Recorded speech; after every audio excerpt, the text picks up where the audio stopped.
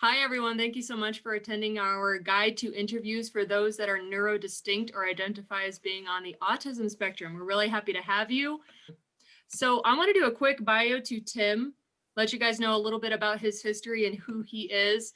Linda actually was the person that brought Tim into our hemisphere. She heard of his book that he has written called Geek's Guide to Interviews, 15 Critical Items for the Technical Type. Tim is a neurodiverse communication specialist. He's got decades of speaking and training experience, raising awareness on all aspects of neurodiversity in the workplace. He was diagnosed with Asperger's at the age of 54, so quite late. And in speaking with Tim, something that I found was really interesting was that he said he was fired from many jobs and hence has done many different interviews and was, before being diagnosed with Asperger's, was classified as a know-it-all jerk. And I think I have that right, Tim, something like that. And I thought that was so awesome that he was so upfront about that. But you can see that as being maybe potentially something you resonate with. Josh, it sounds like you resonate Welcome to my world. So Tim has a lot of experience on how geeks or those that identify as being neurodistinct can communicate to the neurotypical world, because there's different levels that we're all kind of living on. And if you speak like this, maybe the people down here it's just missed, right? And so I know that some of us have interviews maybe coming up, or we're in the job world now, but an interview might pop up for us sooner down the line. So Tim is going to teach us a little bit about how we can communicate our skills, communicate emotional concepts, and just pretend like we're interested in the interview when we're actually in it. How do we make people think that we really care about what we're talking about while we're in the interview? So he is someone that is a consultant and will go to different businesses as well. And so he reaches out to those on the spectrum, but he also works with businesses and organizations like ours, Bayout, to teach the neurotypical people how to manage people on the spectrum, how we can be better managers and communicate more explicitly, and not be so fluffy about what we say, so that we can be better at working with people on the spectrum too. Tim has a podcast. He has this awesome survey that neurotypical and neurodistinct people can take that will kind of output an array of colors that will tell you how you interactionally align with others. He also has a website, so I would encourage you guys to poke around on his website and see what else he has to offer. He has a blog, and he lives here in Colorado. So as far as the structure of this meeting, Tim's going to take it from here.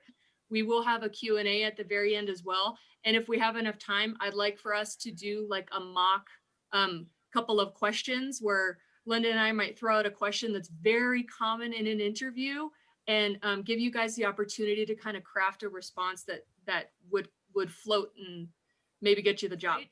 But otherwise, I'm going to let Tim take it away. What we're going to be talking about today is interviewing for the neurodistinct.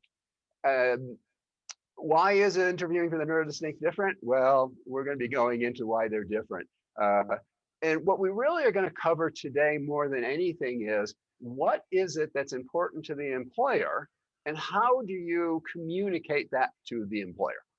Because I think what you're going to find out is what you think may be important to the employer may not be as important to the employer as you think it really is. So as she said, I'm Tim Goldstein. I've been a geek all my life. I actually started out in the bike business, went through that, had my own company, work in the high-tech industry now, actually do work at Google. And all of these are my own ideas, have nothing to do with Google, and do not reflect any of Google policy or anything. There we go. Legal disclaimer fully covered. And I was diagnosed at 54 and I'm 60 now. So it's been 6 years that I've known that I was autistic. And for me, learning that was a huge change in my life, from just thinking that everybody in the world was basically stupid to recognizing that there was a challenge in communication that was going on, not that they were stupid people. They just communicated what they knew in a different way than I communicated what I knew. So our agenda for today is, first, we're going to cover what does an employer really want to know. Then we're going to go into some communication and what is it that maybe you should put into your communication, and what is it that you should maybe take out of some of your communication. And then we're going to talk about stories, because stories are going to be the best way to communicate who you are and things about you. So we're going to talk just a little bit about what should a story sound like and what things should you make up your stories for. And by stories, we don't mean fiction here. These are true facts, just delivering it in a storytelling way that relates nice and easily. And the reason that I actually picked that picture next to it that has plan on the pad is because when you're going to interviewing, planning is one of the most important things you can do. And you should really start up front. And planning starts with these kinds of things. What is it this employer is going to want to hear? How maybe should I communicate with this employer? If I'm talking to an employer that is a industrial factory employer, I might talk to them a little differently than if I was talking to a white collar, high tech job interview. So again, plan ahead. Each one of these you would vary to the appropriate interview that you're going to. Now, just to prove why interviews are so crazy and wacky, out of this, let's have somebody, raise hands and just go ahead and say something. You don't need to raise hands, just unmute and say something. What do you see in this picture? What do we get out of it? Horse or something. Horse. Okay, we got horse. Toad. Frog. We got frog. Yes. No, we have both horses and frogs, and you are both 100%. Oh, you're right. There is a horse. So how is it that we're like relatively intelligent human beings here? I mean, we managed to get on computers and stuff. That makes us relatively smart. How can all the smart people be looking at the identical thing, and some people saw horses and some people saw frogs? What happens if you saw both? That means that probably you're pretty good at not being stuck on one position or another, would be my guess. That, if we wanted to get into it psychologically, you're open-minded that, just because it's this doesn't mean it can't be other things. That would be my personal take of, somebody that really sees both is, I didn't give up when I found something. I kept looking and there had to be more there. But it really proves this is what goes on in an interview. You're going in thinking that you're going to be speaking to a whole bunch of frogs. And when you get in there, they're actually a bunch of horses. And you still see them as frogs, though, because that's how you see those people. Do you think if you spoke frog language to horses that they would understand very well? And the answer is probably not. And that's the problem, though, is we often go in and we often speak the wrong language to the people that we're interviewing with. Where does it all start with? It was very interesting when I started to go and write my book, The Geek's Guide to Interviews. I went and got together with a bunch of my geek friends, and we went out to lunch, and I asked them what was the major challenge that they had in, that they felt they had in interviews and being successful in the interview. And they were unanimous in their response. And what they felt that they, the major challenge, the major difficulty they had in an interview was conveying how skilled and technical, and good at that technical stuff that they were to all the people they interviewed with. And that sounds like really good on one hand when you think about it. Gosh, wouldn't they want to hire the most skilled technical person? But the reality is, as you go through most interviews, unless you're at really small companies, you're going to interview with different people. And different people are going to try and get different things out of the interview. And in most interviews that have some type of skill base that you have to have, there's generally at some point somebody checks you. They either have you interview with a technical person in the IT industry, In other things, they, give you a piece of something and see if you can do what you're supposed to do with it. So, they check out, do you have the skills you need? At that point, that is all that the rest of the part of the employment process needs to know, is the person they appointed to judge your skills apparently said you have enough skills if they're letting you go forward in the interview process.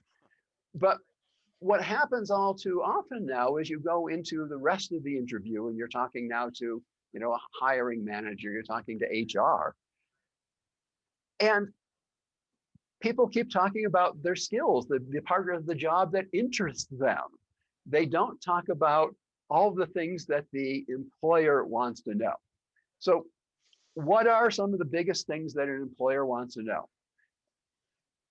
The biggest number one thing that an employer really wants to know is, are you easy to manage? Are you going to be a problem if I hire you? And talking about your tech skills or your skills in whatever the industry and thing you do is, doesn't at all say whether or not you're going to be easy to manage. And that's a lot of what they want to hear. The other thing that employers want to hear, when you have technical people, and I was working with technical groups because that's who I knew, when you have technical people that are fully qualified for the job, but they don't get it, what's the number one reason that they lose the job? And it's very, very interesting. Tech, nobody said tech. That was never the reason they lost the job. The reason they lost the job, number one, was they didn't show interest. The people didn't think that they were interested in the job. Like whatever the skill is that you have in what you do is only one component that the employer is looking at. So you don't want to go in and only talk about that one thing. You need to make sure you address those other things they're concerned about. And we're going to kind of get into how you go about doing that. I'm actually going to switch from sharing the screen and go to this flip chart here so I can point and wave hands at things. So let's jump into, this is now dealing with communication.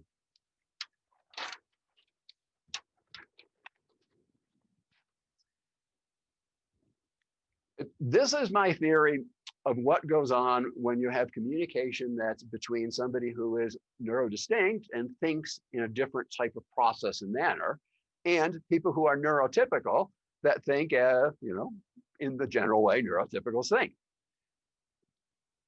Sitting outside of this, and we'll break all this down so it makes sense to you, but sitting outside of this, there's actually an additional piece of communication.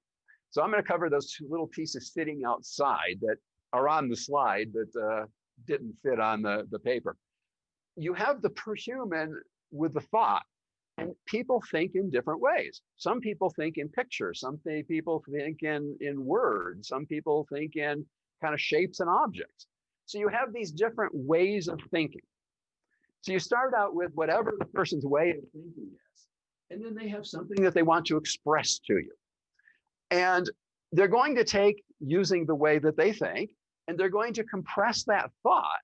And a thought is much more than a sentence in your head. It tends to be more expansive pictures. It's got more, detail in your head than you can truly put in words. So you take that thought and you crunch it down into the best words you can crunch it down into to explain what it is that you want to explain. That gets us now into this flow.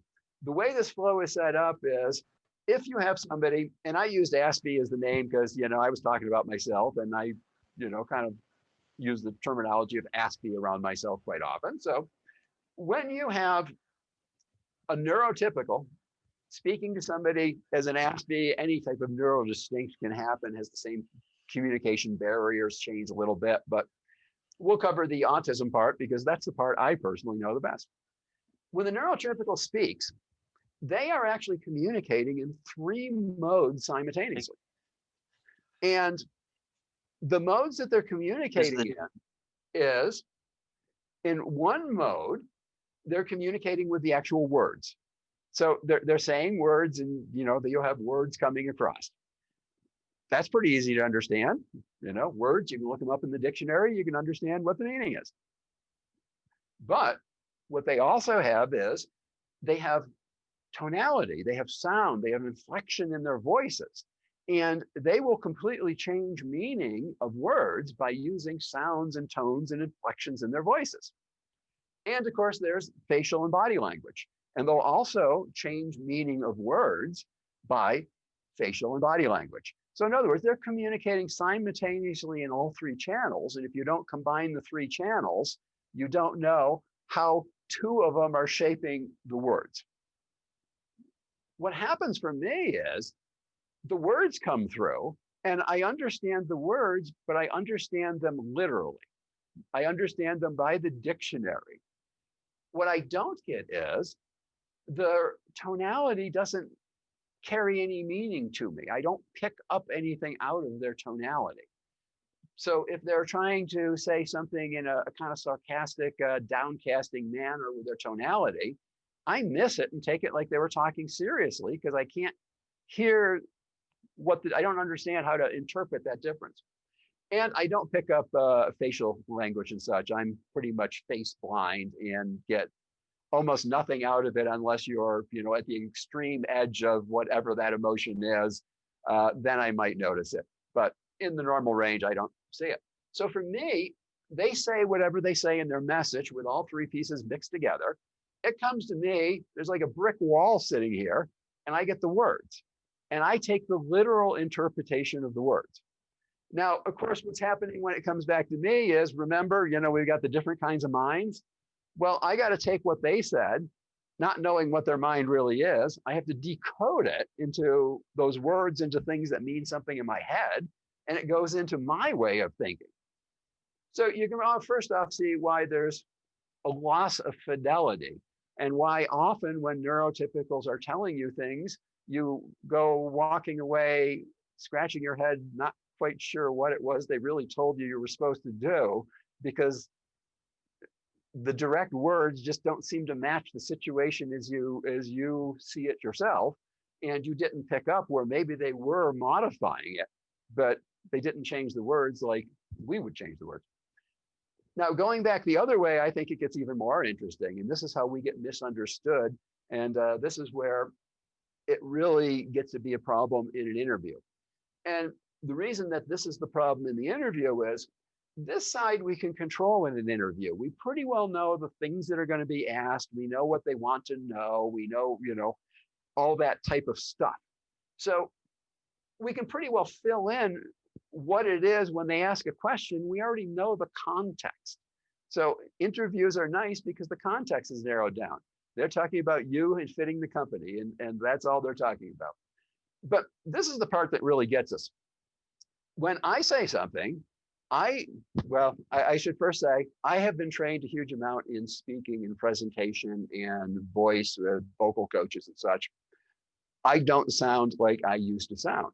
I used to sound like what you would think of as a stereotypical tech geek. And I was monotone and I stayed on exactly one note and I just really talked really fast. I didn't use commas and I didn't use periods. And I don't even know if I breathed when I talked. I just kind of keep going on and on and on and on. And that wasn't a very effective way to talk. So I learned to do it differently. And now you will probably notice that I do have tonality and sound in my voice. And that was all something that I've learned. So trust me, I used to do it this way for a real long time. So when I would say something, I would say it only in the words. And I would have no tonality added in. I would have very flat monotone. And I wouldn't have a lot of facial expression. I just kind of, flat affect refer to. And what ends up happening is because the neurotypical knows that there should be three channels of communication coming out, they manufacture the tonality and the body language for you because they know it's supposed to be there. So what they do is they take the words you use and then they take any emotional meaning of those words and they then feel that you meant that emotional meaning. When very often you meant nothing about the emotion, you just used the word because it was the best definition. So you can see in the round trip how it really messes up, but you can definitely see in an interview if you're not providing those other pieces that they want to have, that's going to make them feel like you want the job, you're excited about it, then they're going to be drawing their own conclusions because you didn't give the information to them to work from. The other part on communication that is super important, and this is an area where a lot of us tend to fall into, and that is giving way too much information. So how do you decide how much information you should give? Well, I like to look at it this way. I like to look at information as really coming in 3 different levels. And I call it 3 degrees of interest, because if you're super interested, you're going to want to be knowing about everything. You know, if you're at a party asking about something, you just want to know what the person does. You don't want to know everything about the profession. And then in the middle, you know, is kind of a decision-making or requirement. You know, it's kind of an in-between. Somebody's moving from you talked about something to they're wanting to do it. There's a place in between where it's part of one, it's got more information, it's part of the other. So the first thing to remember is there are different levels of information. And when you're in an interview, except when you're in that technical evaluation portion, what they're looking for is not this deep, super, you know, deep stuff. They're asking you at this, give me a story, tell me about, let me understand you. And unfortunately, we go and too often explain it by explaining the details of what we do instead of talking about who we are and what we bring to the job.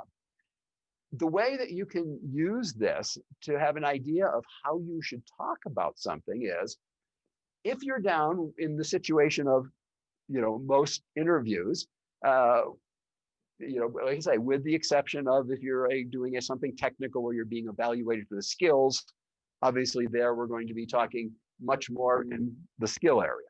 So for that, we'd be out in this outer circle. And what these things on the side are showing you is, if you're up here in this outer circle, you should be talking mostly in the tech details or the details of that particular thing that you do, because you're talking to another person that does it, they'll understand it, and you're communicating your skill and ability.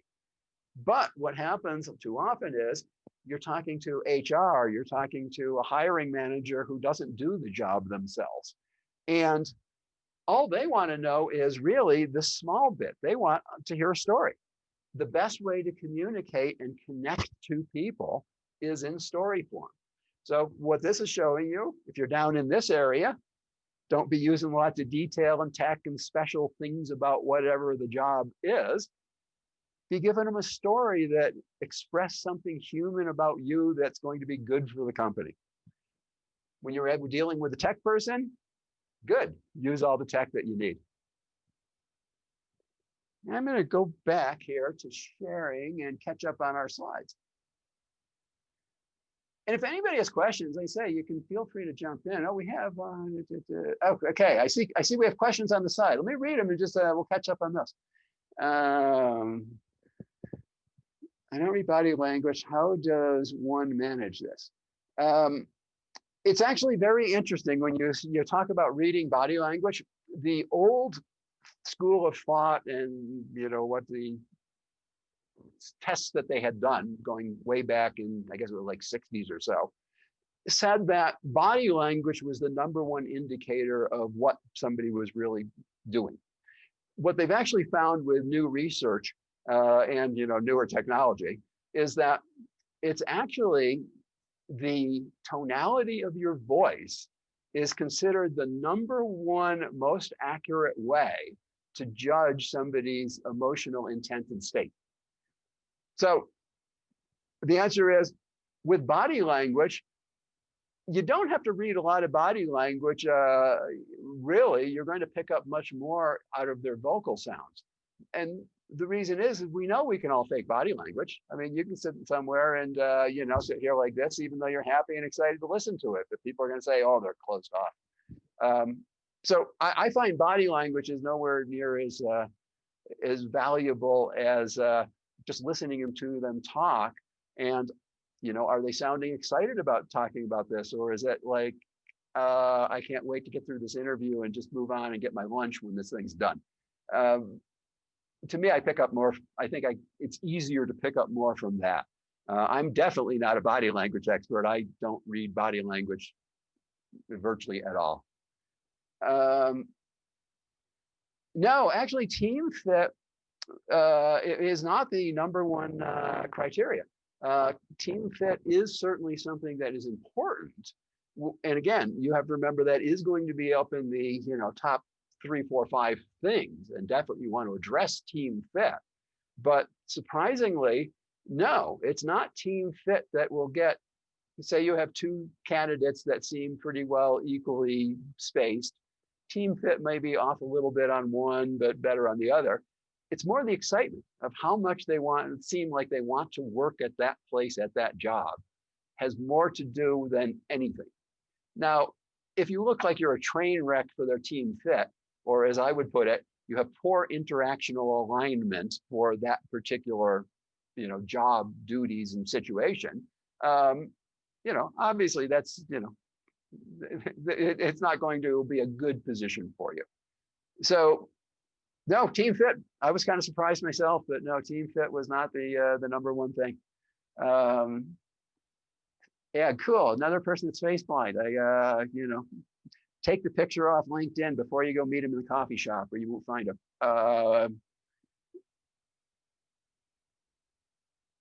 Oh, this is a great one. This is, as a fellow asked me, how do you not appear overexcited?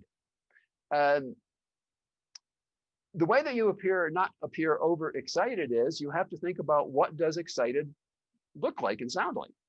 And once you can think and identify what's excited for you look like and sound like, then you can start doing something to change it.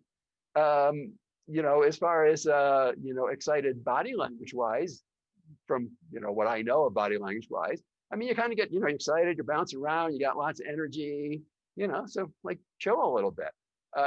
In voice, excitement comes out as being higher pitch, going a lot faster. You getting actually some melody in your voice. You're just so excited about it that I'm just so excited to be at this interview. Oh man, I just love this company. I can't wait to work here. And they're going to throw me out because I sound too excited. But you can see that it's vocal tonality, sounds excitement, and there is the body language of like, yeah, I'm ready to go. I'm excited. So just think that a mountain lion is chasing you, and you'll look excited. And to sound excited, like you say, you're just up in pitch. So probably I'd have to hear you and see you, but probably slow down a little bit at the speed you speak, and make sure that your pitch isn't above your normal pitch. Make sure you're back in your normal pitch range. And then you won't come off as being all, super wound up and, half hypomanic. Yes, we do need translators. You are 100% correct. And that's really what we're talking about is how do we teach other people to be translators instead of trying to have to find one when we need it? How do you share without getting too personal? Well, for me, it's actually real easy. I just get real personal. I don't particularly have, boundaries where I am not willing to share into. But you just have to protect those boundaries. And if somebody asks about something that you're feeling is too personal, you just say that's something I'd rather not talk about. But eventually you probably become comfortable in whatever it is. And what about bias, ethnicity, race? Yes. The answer is yes, there is bias out there. You are not going to really do anything yourself in the interview to overcome bias. Bias is, I would say, is essentially luck of the draw. Do you have people interviewing you that allow bias to enter into their decisions, or do you not?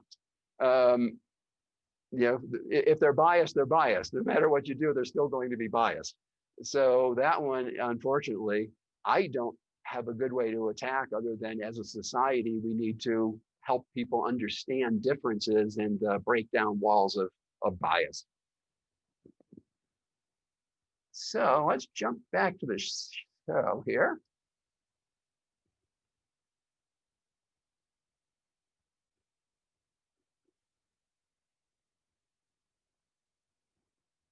Okay, so you can see on this slide where it has on the two sides, it's got the different types of brains. So where the brain, different types of thinking, crunched down. So that's the part that wasn't sitting on the flip chart because there wasn't enough room. And that's just, I like to point, so I didn't use that one. So we're getting down to stories. How do you choose stories? As we talked about, we need to know what the employer wants, and then we need to communicate to the employer in a way that connects with them. And there was a famous Black author and poet, and Maya Angelou, and what she said was, people won't remember what you said, they'll remember how you made them feel. And that is a key thing to remember when you're dealing with interviews. I remember one of the recruiters told me that to her, the most important thing when she was evaluating a candidate was they made her feel something. They made her feel like there was a human, somebody live, there was a connection, there was something there. And if she didn't feel something there, then she didn't take him as a candidate. So stories are the best way to give that feeling. So how do we go about choosing stories of what we're going to tell? And what you want to make stories for is, we all know we can all go Google and look up, what are the most common interview questions? And take out the ones that are specific to that industry or skill you do. And then you're looking at a whole bunch of just general, normal questions that, out of 10 of them, I'll guarantee you'll get 5 in any given interview. So you may as well have stories already prepared to answer all those questions, because the question's going to get asked. And if you prepare it ahead of time, you're going to be able to create a much more compelling, connecting story than if you have to do it standing there on, or sitting there on the fly. So you want to always assume that whoever you're talking to has the lowest level of interest they could have. They're down here. And what you do is simply give them that low level of information. It's 1 or 2 sentences. It's very quick. And then you just ask, did that answer your question, or would you like to know more? And by doing that, they suddenly think that you have the world's best emotional intelligence because you stopped and paused and you asked for their, feedback and input. I got no emotional intelligence, but I sure appear like I got some by just saying something and saying, did that answer what you need, or do you need some more?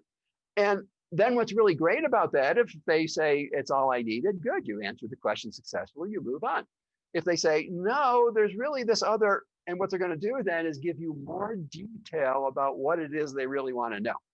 So it works super well. Instead of trying to explain everything about it in one long, 5-minute dissertation with all these details, you just give them the 30 or 45-second little, this is what it was. I did this. Does that answer your question? Or would you like to know more? And like I say, it's perfect then, because then they'll tell you the more that they need to know. And that's easy to answer when you know what they want to know. They don't need to get it like you do.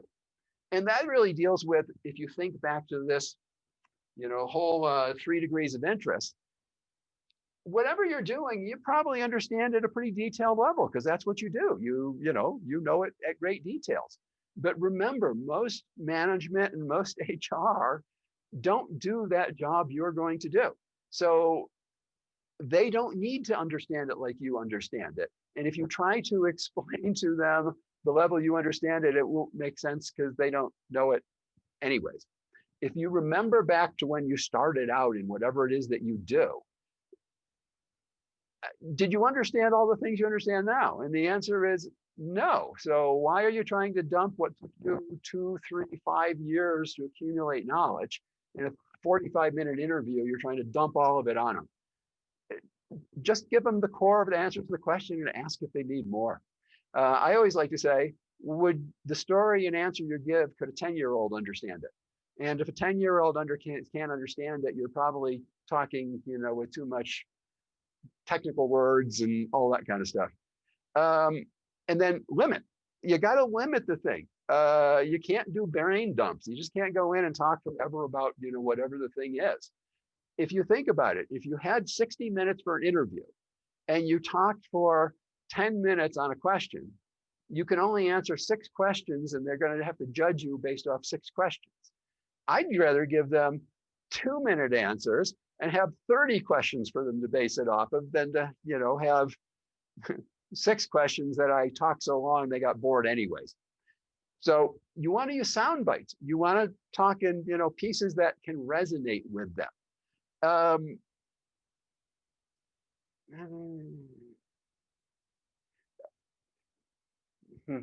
trying to understand. I don't know. I've got a line in there, but I don't understand what it was supposed to mean for me. I've got not upgrading the data center security would be very, very bad.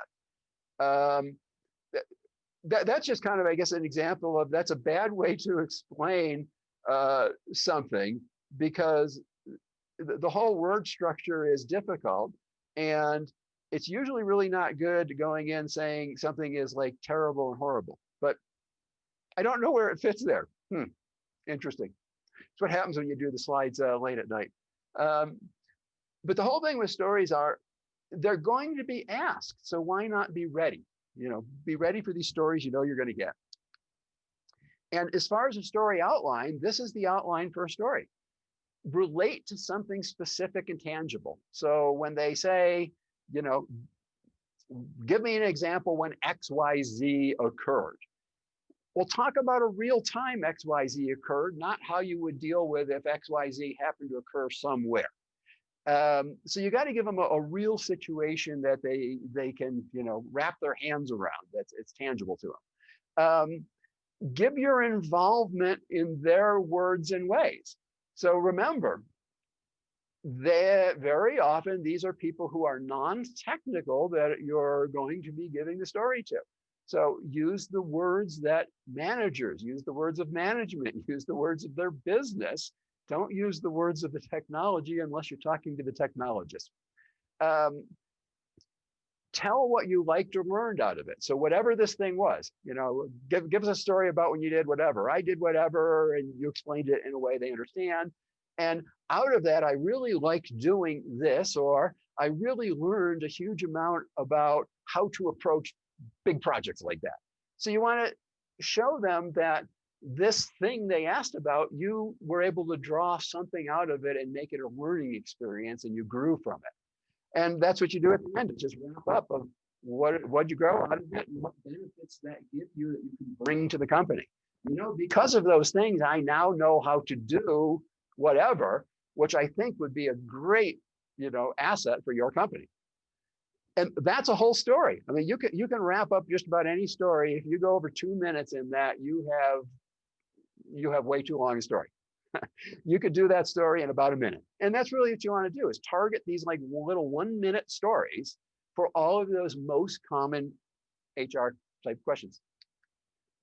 I say the 2-minute rule. Never go. If you ever get out to 2 minutes, stop and ask the question of, did I cover it or do you need to know more? You just got to, keep yourself under control. Remember, even at 2 minutes, it's 30 questions that you get. Again, the more minutes, the less questions. And we have a story exercise now. So this is actually some little practice, and we're going to put, if anybody wants to go on, the hot spot here, feel free. I'd love to have a volunteer. Sure, To yes. unmute and go for it. Try and give us a story based off of tell me about your strengths. All right, this goes back into the service, nothing about technology, but I was on my free time. An officer told me, hey, I've got a duty for you. You're back on duty right now. And I said, yes, Sergeant. And then he got on my case because I wasn't griping about it or saying Semper Fi and the rest of that insecure military stuff. I just said it in a very flat, deadpan manner. Yes, I'll do it. And he got on my case and told me to straighten myself up. And I didn't do a darn thing wrong. He said to do something and I did it without griping. But then I also did it without any sense of, what's the correct way of saying, hoorah, yay team, go Army. I just did it. What do you think about that? Enthusiasm, I guess you would say, yeah. Go ahead. Well, I was just saying enthusiasm, I think, is really what you're saying. You didn't show any enthusiasm. Yeah, but I did it without griping either. I was on my free time. I was on my way to the bar or someplace like that. I mean, and I did with it without even a second's hesitation. I said, yes, Sergeant Major. And then I went to the job and he got in my case. I didn't do anything to deserve getting that ribbing. Well, here would be my analysis of it. That actually makes a great story if you just bring it to a summary of I learned something from it. You just got to pull out what can you pull out of it that you learned. But that story is great because it's relatable. It's something you did. It's tangible. You're talking about another person. I'm getting engaged. This is an interesting story. I'm driven to it. This is the thing, though, that I like to think of neurotypicals as being like a tribe. Okay. And tribes stick together for no matter what, and tribes cheer for the tribe. Think of sports fans. Pick your favorite team. Okay. It doesn't matter up or down, man. They're just that's their tribe. They're all about their tribe. And if you're not about their tribe, then you're against their tribe. And that's essentially what you ran into. We're in an organization where that esprit de corps, the semper fi, the whole that whole thing is huge there. And you didn't play to what the tribe plays to. The tribe plays to, oh, that's us. That reflects who we are. So in other words, you insulted a tribe leader by not following the tribe norms, even though you did exactly what they asked. Mm-hmm. But can you see how, if you think about it as being like that was a tribe chief or something, they want you to be excited about the tribe, not just, yes, I'll do what you said. But I didn't gripe either. Yeah. But that didn't matter. You weren't excited. That's true. I didn't show it, but I was ready to work all day if you said so. Yeah. That's the difference, though, is often when you're dealing with neurotypicals, they are very, very emotion driven. So you gave him the logical answer of, yes, I am here to do whatever duty you asked me to do. I'm 100% here for you. Unfortunately, he didn't get the emotional side of it that said the same thing. All right. So that's the part. It was missing those other channels of communication. So what he put in those other channels was, oh, he's not really one of us. He's not tied in. He's really just not part of the group. Because as you say, you delivered it relatively flat and such. I mean, totally with respect. But you can see there was another component he expected, which is, I'm glad to do it, and I love being here too. You missed the love being here too part. Well, talk doesn't get the job done. I'm not disagreeing. I'm just saying how you get past those situations. That's all. I know he doesn't. He didn't understand that. I mean, I think he would have been happier if I would have griped, because at least that shows that I'm human somehow. Well, plus then, it shows that they can break you, which of course is what they're trying to do, to a certain extent. And it also shows that, he has control. So again, we're playing back to those tribe power things. So just recognize that, when you're dealing with a tribe, you got to do what the tribe expects if you want to be successful. And the way I do it without feeling like I'm compromising myself is I don't look at it as I'm changing myself. I look at it as a tool. If I went to France and I wanted to interact well, I'd go learn this language thing called French. Whatever you got to do. But that wouldn't change who I am. That just means I'm going to use this tool when I'm talking to French people. So that's all I'm saying is don't change who you are. Just remember when you're dealing with that audience, that's the tool, that works for them is you got to make their emotions go twing, twing, twing, or they don't connect humanly with you. And this is actually the last thing we have in the whole thing, which is you want to make them dream of you starting. You want to make them, go back home at night dreaming that they can't wait for the day that you walk in the door and start there.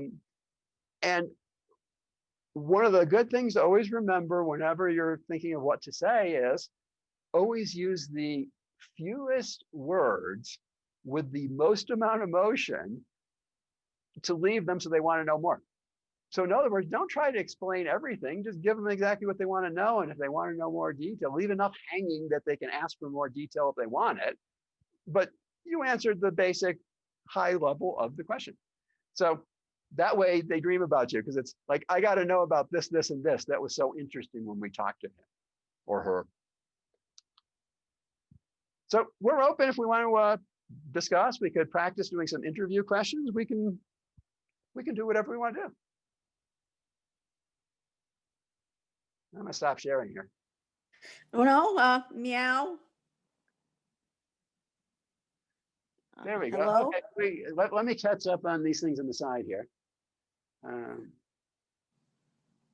60 minutes interview, what would be the optimal number of questions to get through?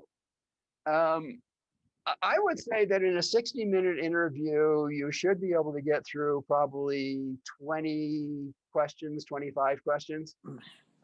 Is probably reasonable. If you think about that, you're giving it 2.5 to 3 minutes per on average. And most people don't realize how much you can say in 2.5 or 3 minutes. If you're writing it out, just typed out in Word, just normal standard default layout, 1 minute is about 2/3 of a page. So if you're giving something 3 minutes, you're giving, what's that, a third of it? You're giving almost 2 full pages. And you think about it, if you have a story that's crafted well, 2 full pages of this crafted well story can just really communicate huge amounts of things to people. But the trick is you got to craft it ahead of time and know what story you're going to give. So that's that one is, about many. Vulcan versus Turan. Yes, I do describe it's another one of the flip charts I have in here. Terran, not Terran. No. I call it the aliens arrive. It's the parallel universes. And in the parallel universes, 2 separate universes, they can't talk to each other because these only know yellow, this one only knows blue. But if you can intersect them, you get green. And they can talk about the green stuff because they can both see it to a certain extent in their own way. So they can talk about this. But as soon as this person tries to talk about something over here to this person, it's lost, and vice versa. And that happens in a lot of work situations. You can talk about the work item with a person and no problem. Communication goes well. Goes into any other area, communication goes to heck because you're getting into areas you don't have shared, context with. So yes, Vulcan versus Turan, I'm 100% with you. Yes, I go even more. Universes, not just the galaxies, universes. Hey, Tim, I wanted to know what your thoughts are on what kind of questions, as you know, at the end of interviews, you have time to ask questions to the interviewers. So what kind of questions would you recommend they come prepared to ask so they can stay in the green area? Well, again, remember, what is it that an employer really wants to know? I mean, you have to meet their technical qualifications for whatever the job is. I mean, if it's you're able to lift the right weight, you operate the right equipment, whatever it is. So, getting past that part now, everything else really in an interview is all about trying to understand who you are, do you fit our tribe, and will you be easy to manage? Are you a problem we're bringing on?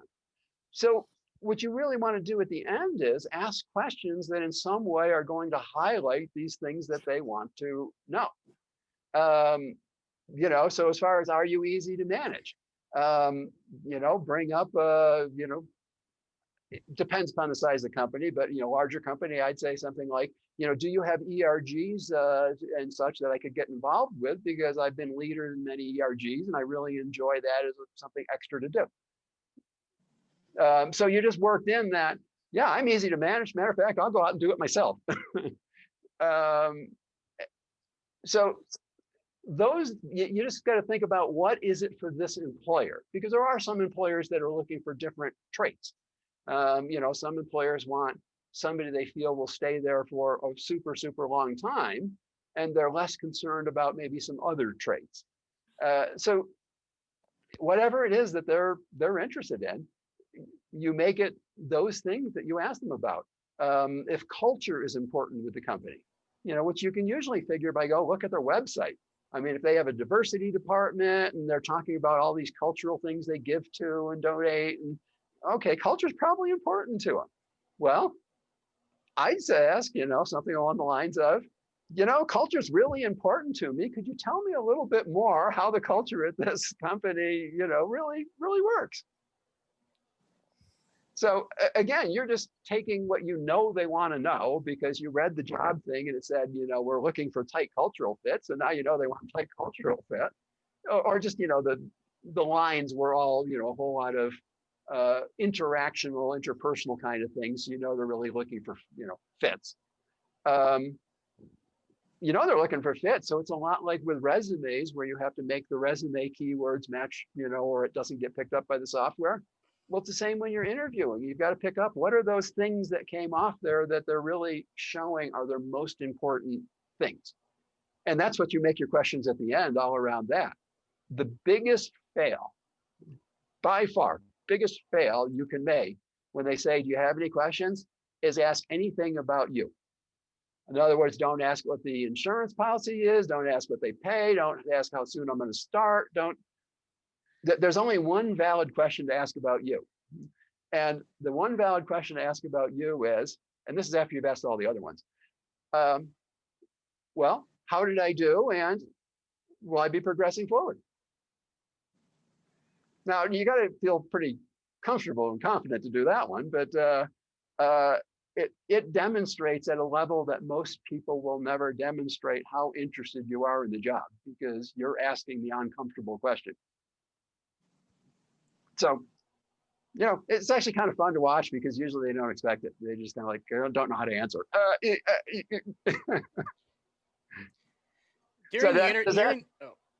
Okay. During the interviews, is it appropriate to should you keep it strictly on say business, or is it okay to talk about your hobbies or talk about your outside interests? And how much of the time should you sort of designate to that if it is appropriate? Definitely in most organizations, they want you to be more than one dimension. So they want to know that you do have hobbies, that you do have other interests. You're not just a strained loner ass-me like, we really, like I really am, but, you want to make them think that's not true. And it's good to introduce that you have this wide range. And oftentimes that will also show that you're a self-learner, if your range has kind of moved along with different things. The thing is just remember in proportion, what you're trying to do is show as a person, you're a well-rounded person that has more interest than just, a single focus. But that's it. I mean, that's not going to be a major deciding factor, but that's going to make you more personable, make you more human because you're exposing personal details about yourself. I mean, my hobby isn't like super personal unless you got a, wacky, kinky one, but, overall, most hobbies you can share pretty easy, but still, that is revealing things that a lot of people wouldn't bring up at an interview. So unless you're sitting at the type of place where they're buttoned down with suits and ties and nobody says anything in the whole interview that sounds like anything beyond strict business stuff, I would definitely slip in something about hobbies or, I slide them in where I can. And it might just be a little sentence, and then they talk about what's something that you're proud of that you did. Well, for me, something I'm proud of I did was I went and learned the computer numeric control hobby, and was be in the beginning of it, and I enjoyed it so much I went on and founded a manufacturing company. So what I learned is you can dive in, learn in things real deep, and actually make them become commercial enterprises. So there you go. What'd that take? That was like 30 seconds or less of mixing in my breadth of what I've done through my hobby. Biggest thing is don't get stuck on your special interest. That's the biggest trick. Because usually our hobbies are our special interests. So just don't let that be 90% of the interview. That should be like, 1-2 questions, you mix it in a little bit. You covered it. Mike, I know you said you had a question. I don't know if you feel like you got the answer throughout the presentation. That thing about hiring a Vulcan, Mr. Spock, it's like no matter how hard you try, you're always gonna come off as being logical. Boring, not necessarily a deficit, but the least charismatic person in the company. That can actually be overcome very simply for at least interview situations. I mean, again, as you get into more complex situations, it gets harder and harder. But an interview is the context is pretty tight, so you know really what you're aiming for. And it really comes down to, even if you tend to be logical and you tend to be fairly flat affect, can you make the stories engaging? Okay, so maybe we can get the affect to bump up just a little bit or something, work with it, whatever. But the big thing is, if you had an engaging story, that helps cover up for the fact that it's not being delivered in a way that emotionally is talking to them. Let the story do the talking. So that would be the big thing I concentrate on, and just be careful that in the story has an emotional impact. It's not all logic. And that's why you prepare them ahead of time, because they're not what would be the normal way you would explain it. It would be the way that a neurotypical would want to hear it and explain it. I think that's interesting because Mr. Spock was one of the most beloved characters on the entire show. He was everybody, he was very loved, and I think he had a lot of charisma, even though he was purely logical. So, sometimes acting like that can really create a way, that's different, and other people can be kind of drawn to that and actually can be advantageous in ways. I would say in the interview process, it doesn't work as well. Long term, I agree with you. When you get into a company, yeah, I mean, you're drawn to kind of those people. They tend to be smart. They tend to do cool things. So I'm with you. But in the interview process, no, it tends to, there's not enough time, I think, to really build that. And you're just outside of the way the norm is approaching it. So that's, red flags already, because things are just going differently than their more normal interviews do. So then they start worrying, why is this person so different? So that's why the whole trick is, give them what they want to hear, and just look at it as you're delivering a tool. You're writing an article for a particular audience. That audience needs to hear something a certain way.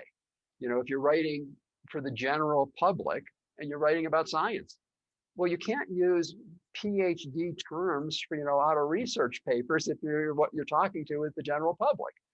And that's basically what we end up doing often, though, is we use PhD terms because we're into whatever it is we do. We get into it and we learn all those things. But we're talking to a person that's a personnel manager, and matter of fact, they probably never wrote code or did that thing in their life. They have no clue. They don't even want to know about it. So you can see where you can get way too deep into it. Tim, Jennifer just asked in the chat, how did you discover that you had autism spectrum issues? That was kind of interesting. I've always known all my life that I was different.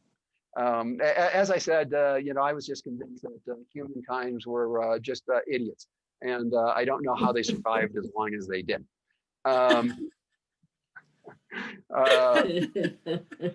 you have to understand, I grew up in a very smart household. I have one brother that became a doctor, one that became, ran nuclear reactors on ships and became an officer in the Navy, and another one's a farm mogul in upstate New York, and then, me. So, my baseline of what normal smart was, probably a little up. But it's very common for particularly people on a Asperger type presentation to just, that's the conclusion you come to, because they can't see what you can see, then they're just stupid. So that's how I went through most of my life. And I accomplished huge amounts of things. I mean, I, became national sales managers and did supply chains and built my own businesses and all that stuff. But my long-term relationships, particularly with employees, were not 100% successful, let's say. And I had manufacturing business and I had a full-time IT career going on simultaneously. And after doing that for, well, there was a jewelry tool and supply store before, along with the IT uh, career. So after doing it, it was now cumulatively about 13 years of working two, things simultaneously. I had a breakdown, and that got me into the family physician, and the family physician put me on antidepressants, and I was mad at everything and some things even more. So the antidepressants helped. I mean, it kind of, I was a little easier to deal with people that normally would piss me off. But I decided that, if the nurse practitioner at my GP was able to do something that helped me this much, maybe if I actually went to a shrink that specialized in adult, dealing with whatever I'm dealing with, I'd probably get, even better. So went to him, actually was originally diagnosed initially with hypomania. So, it's kind of like a bipolar, except you don't go totally off the wall. You're more just a super hard charging type A type personality. And once that was calmed down and under control, it just became obvious as heck of why Tim never got along really well with people, is because Tim's autistic and didn't understand half the communication and everything that was going on at any time. So that was how breakdown got me in the office of the doctor. And, there was a nurse practitioner that was willing to say, well, here, you need something, try this. And then I was willing to follow it up and say, well, that worked. Let's see what more we can do. I would say on the, just kind of following up on more on the autism spectrum issues. At Google, my daytime employer, they have a group that's called A at Goog, and it's the autistics, and we meet a couple times a week. And it's a semi-moderated group, and we talk about, anything under the sky. I mean, we very rarely talk about autism itself. It's more about what we're dealing with being autistic and, how we deal with these things. And what I find is, as I listen to more people explain situations where they're having challenges, it could be something that I normally don't think I have a challenge in, but as you hear it and really start understanding the details of the story, I start noticing that, I actually do have that trait, just not at a super high level, but I do have the trait.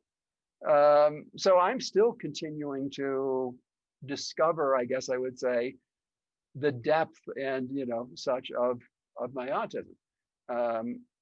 I always used to think that I was just phenomenally good at just getting things, done super fast. I've actually found out, no, I'm actually very slow. But when I get done, I know everything about it, and I move, it's really good. But my perception was I was fast because I was working hard, but I was going a lot deeper than most, which made me slow in the outcome. So it's kind of interesting how you see yourself one way, but after you hear the stories a few times, you start going, maybe I need to think about this one a little different. I know that Per is on here. I wanted to throw out that I recently had the opportunity to listen to Per do an interview. And one question I noticed that I think we can bring up and talk about is the interviewer asked Per, how do you deal with conflict? Or who are you when conflict arises? And I noticed that Per might have had the story, he could have used a story potentially to describe that.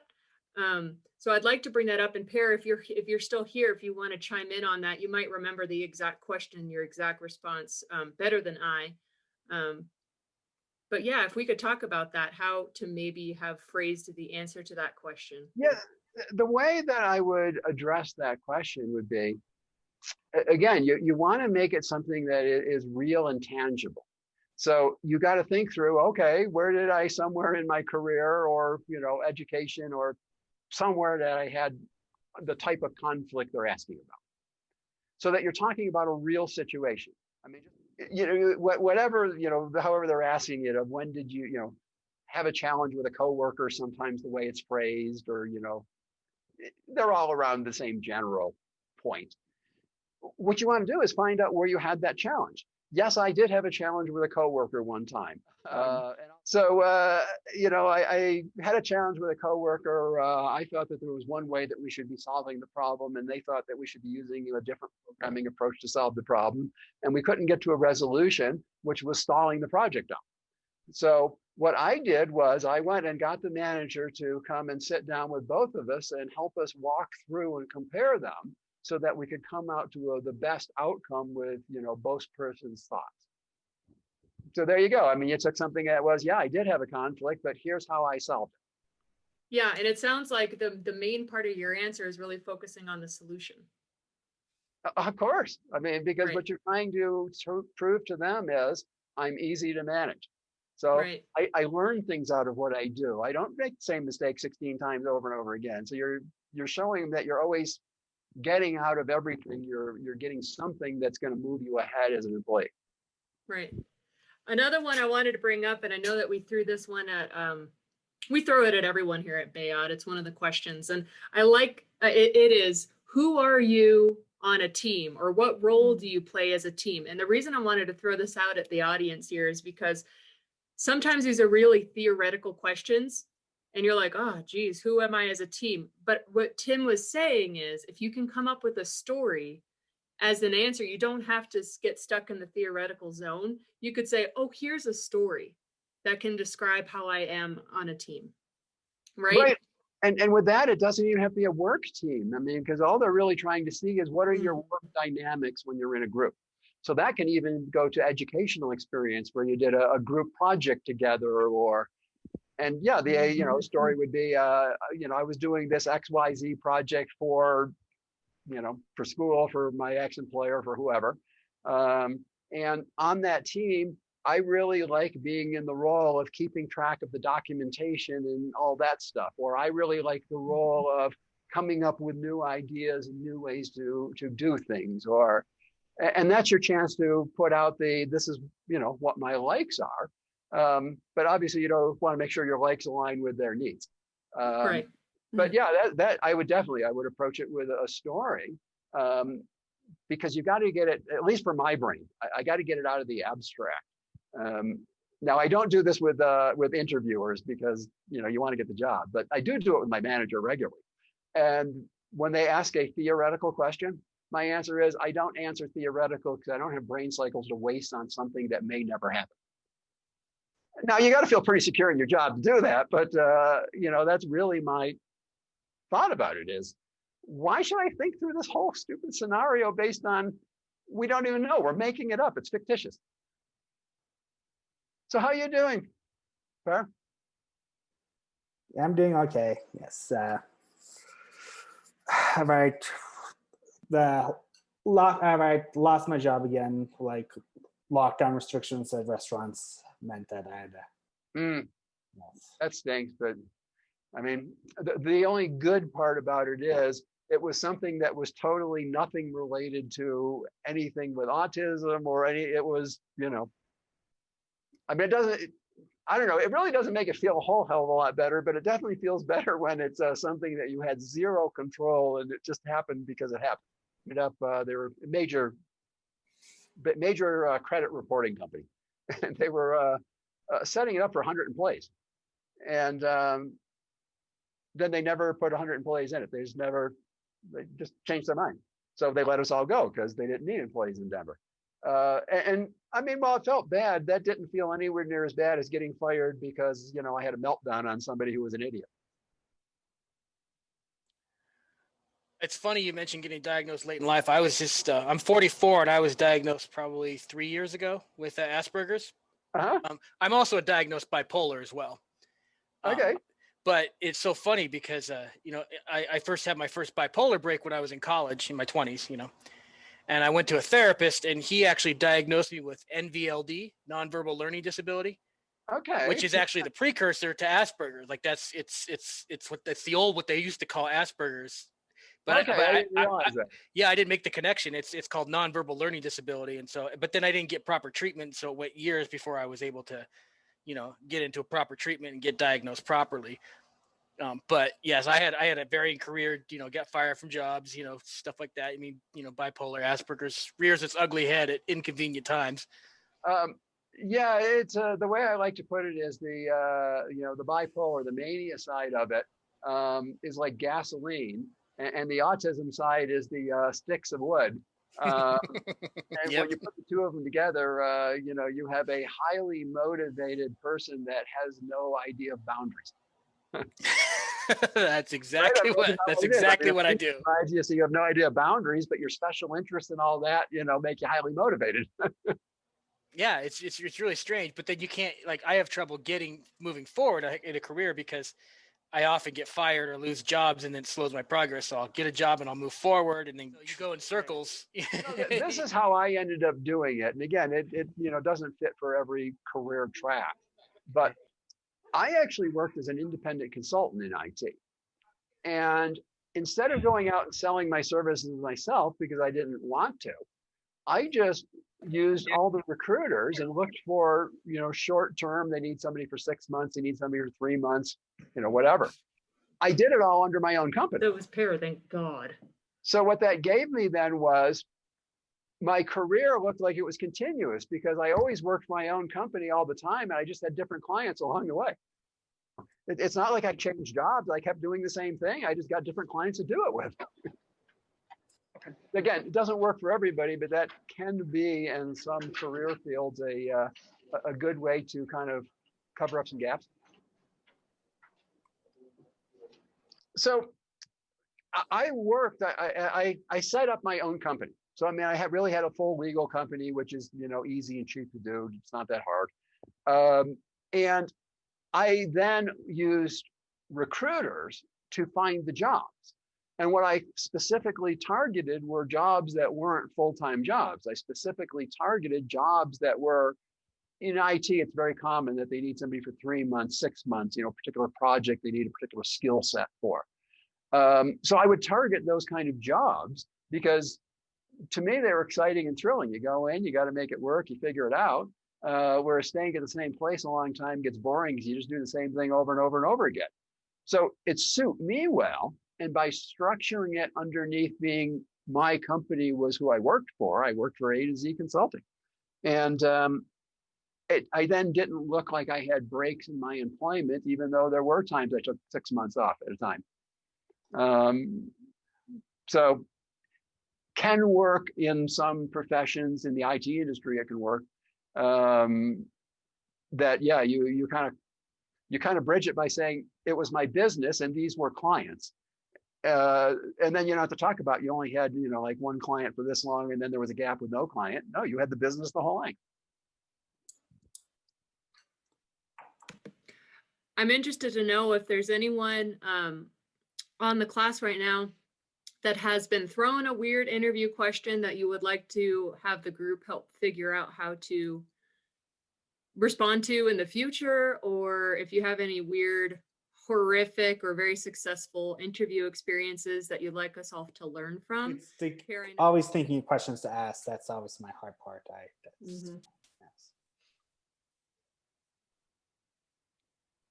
No, but the insight about asking, did I answer that question for you? Right, that's definitely keeping that in the future.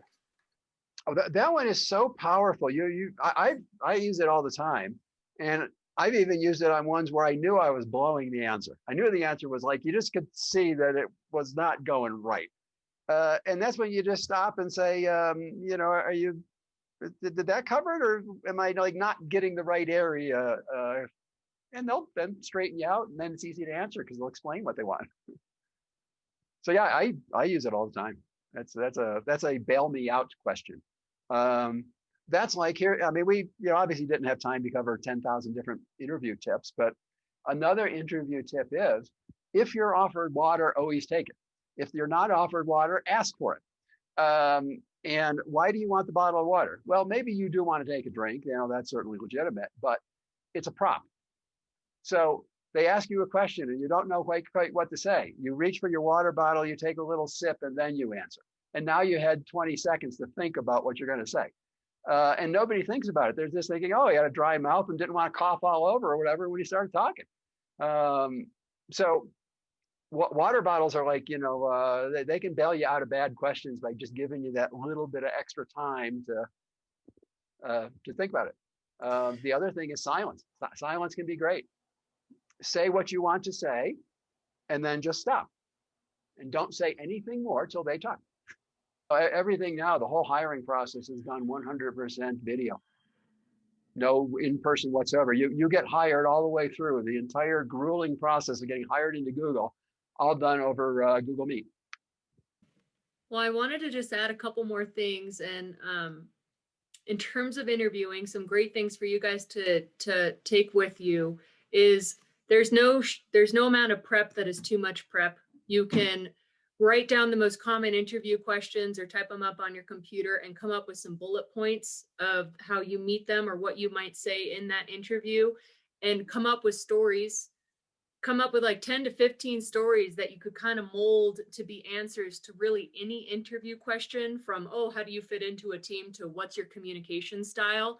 If you come up with 5 or 6 stories, you can almost always make it work for any question, and you won't have that lag time of like, oh God, I didn't prepare for this interview question. But especially for this audience, to the extent that you can sit down with someone potentially neurotypical too, and have that prep, or sit in front of the mirror, I don't know, or just call one of us and say, hey, can you ask me a few questions, and can we run through this, do a dry run? I think that would be a really great resource for you all. So please do feel free to reach out to myself or Linda or anyone here at Bayod, and ask us to do a mock interview with you. We're more than happy to do that. And make sure you're focusing on solutions, whatnot. So yeah, do reach out. I think it's also good to practice, because that way you don't come off too rehearsed, because sometimes you can prep and be prepared, and then you get kind of stuck in your head, and you're kind of stuck in your own thoughts and your own things of how things should go. And it can come off very, very rehearsed and very, very stiff and not natural. Sometimes kind of practicing will get you out of that headspace and allow you to just kind of relax and be a little bit more reactionary, rather than just sort of having a predetermined, like, these are my canned responses to your answer. Right. You're 100% right that the response can't come back like you're reciting a canned response. Quick little story. When I was working with the vocal coach, we were being taught how to work with teleprompters. And I start doing my presentation working off the teleprompter, and he just starts going, fake, fake, fake, fake, fake. You decided ahead what everything's going to sound like, and you sound so phony. Because I did, and you're reading the exact words, you know exactly what they're supposed to sound like. So what he then did was just reduce it to bullet points. So then I only had bullet points to go for, so I had to make up the story. So I had no idea what it was going to sound like till I made it. So that can be a way also. Like you say, practice enough that you get comfortable with what the stories are, but don't try to memorize a given story. Just try and memorize the themes of it. So as you say, you can adapt it to any situation if you get the themes of, this group was the situation, or this thing was the situation. This is how I handled it. This is what I learned from it. See, I find that when I over rehearse and I get too practice and I have a set in my head how it's supposed to go, then if it doesn't go that way, then I start to get frustrated. And then once I start to get frustrated, then my emotions kick in, and my Asperger's kicks in, and my bipolar kicks in. And so then you kind of get thrown off because things didn't go exactly how you planned it. So, you have to sort of plan it to be fluid, but be prepared, but don't have it such that you know exactly how it's going to go, because 9 times out of 10, it's not going to go that way. Exactly. I mean, you kind of think about it as, there's different stories that have happened in your life that, you tell over and over because it was a cool, vacation or a weird thing or whatever. You don't have a memorized script that you tell it from. You just kind of know it was like this chunk and this chunk and this chunk. And as you're saying it, you kind of changes. You make it up a little different each time. And you're right. That's what you want, is you want to know those chunks so you can string them together any way you need, not sound like, I'm reading off of a prompter and this is what I need to tell you. I want you to feel that I am really your candidate. And, you're right. Too rehearsed becomes memorized sometimes. To me, the biggest trick, I think, for me of being super comfortable at interviews is I've dealt with enough executives and been around enough executives long enough and often enough that I just look at them as all peers. I don't care if the CEO is sitting in front of me. He's a peer too. No, it doesn't matter. It could be the CEO, whoever it is. They're all him, her, she. It doesn't matter. They're all just peers. So I'm just as comfortable talking to them as I am talking to all of you, because there's nothing better about them. They're just other humans. Now you owe them a little respect because maybe they have a high title or something, but they're still a human and they react to the same thing every other human reacts to. And one is, if you're relaxed, much easier they feel that engagement, that warmth of another human. One Right. thing I will add is be prepared to do a little bit of small talk. How's your day? Oh, yes, I took the bus here. It's a rainy day, what have you, right? But it might not be your strong suit, but there will be that time in the lobby area when you have to shake someone's hand, and there's a few couple of questions that you can do to kind of bring them to feel more comfortable around you too. Remember, what does the employer want out of it? And what the employer wants is a employee that has the skills that will fit in easily and be easy to manage. So what you got to do is talk about all the things of what they want. And when they say, well, why do you want to work here? Well, you don't have to tell them because I'm looking to do whatever. You can tell them because you sound, seems like a great, fun company to be working at. I don't know, I like the free lunches. I don't know, whatever, something. I mean, you can pick something out of it. But if you tell them your true motivation, that's going to be a red flag that you're not going to be a good long-term employee, because you're too independent. That's the bottom line. All the interest of why you want to do the things, because of the interest, the enjoyment, the satisfaction, those kind of things, and not talk about, why it is that you're able to have the liberties to do it as you want to do it. Right. Someone once told me that every employer has a problem, and in the interview, they're looking to see if you can fix it. So that fits perfectly with what one of the IT recruiters told me, which is everybody wants to hire a specialist because, like you say, everybody has a problem and they want the specialist for the problem. But once you're on the job, they want a generalist that can do everything. Right. All the hats. Yep. Right. It's been great, Tim. Thank you so much. Linda and I are both pretty floored at how useful and wonderful your slides were, your information was. We can't thank you enough. And we love your background. Black, it's beautiful. It's a real studio. Hey, what can I say? In your house? Yes. Cool. Nice. The podcast studio's around the corner. Cool. That's Wonderful. awesome. Yeah, and a link to your podcast too, or however that would look. Well, that's I'd easy. love to That's share just that. podcast.timgoldstein.com.